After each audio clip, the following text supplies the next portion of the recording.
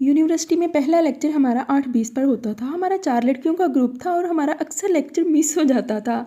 सुबह-सुबह आँख ही नहीं खुलती थी, फिर एक दूसरे का इंतज़ार करते-करते हमें 9:30 हो जाते थे। अब्दुल वहाब साहब हमारे सर बहुत गुस्सा करते थे कि मेरे लेक्चर के साथ आप लोगों को क्या मसला है कि आप लोग बे टाइम पे ही नहीं आते। हम लेक्चर के एंड पर पहुंचती थी तो अटेंडेंस भी मिस नहीं होती थी। एक दिन तो हद ही हो गई, सर ने हमारी क्लास में हमें एंटर ही नहीं होने दिया, बल्कि कहा कि क्लासरूम के बाहर खड़े हो जाओ, और फिर चेयरमैन साहब से कह के हमारी क्लास भी खूब दिलवाई। यूनिवर्सिटी का माहौल बहुत अच्छा होता था। हम चारों दोस्तें हर वक्त कैंटीन पर खाने पीने में मसरूफ़ रहती थी। मुझे याद है हमारी एक दोस्त थी राहीला। राहीला से अब भी हमारा कांटेक्ट है। राहीला की मंगनी हुई थी तब यूनिवर्सिटी के सेकंड ईयर में। जब उसकी शादी की डेट फिक्स हुई ना, तो हमने यूनिवर्सिटी के अंदर ही हर कोने पर तकरीबन ढोल की बजाई।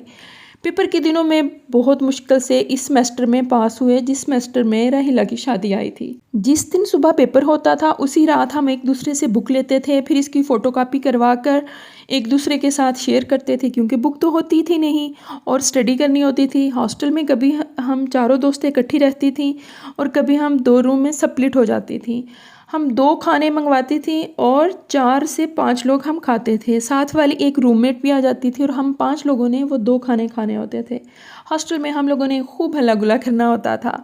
वार्डन भी हम लोगों से तंग आई हुई थी, क्योंकि अक्सर हमारी जो दोस्तें थी या हम सब चारों, हमारी आदत थी कि हम टेरेस में खड़े होकर ब्रश करती थी और ब्रश का पानी जाता था ज़मीन पर, और अगर कोई नीचे से गुजर रहा होता था तो उस पर पानी पड़ता था।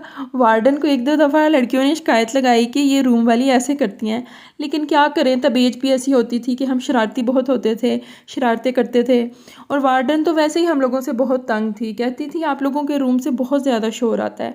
लेकिन क्या करते भई, जब 4 दिमाग शरारती हों और इकट्ठे हों तो सुकून कहाँ आएगा। खैर हम लोगों ने यूनिवर्सिटी में बहुत इंजॉय करते थे। खरीदारी का तब कुछ भी काम का पता नहीं होता था कि क्या करना है, लेकिन क्या करें, हर लाइफ की एक अलग ही फेज़ होती है।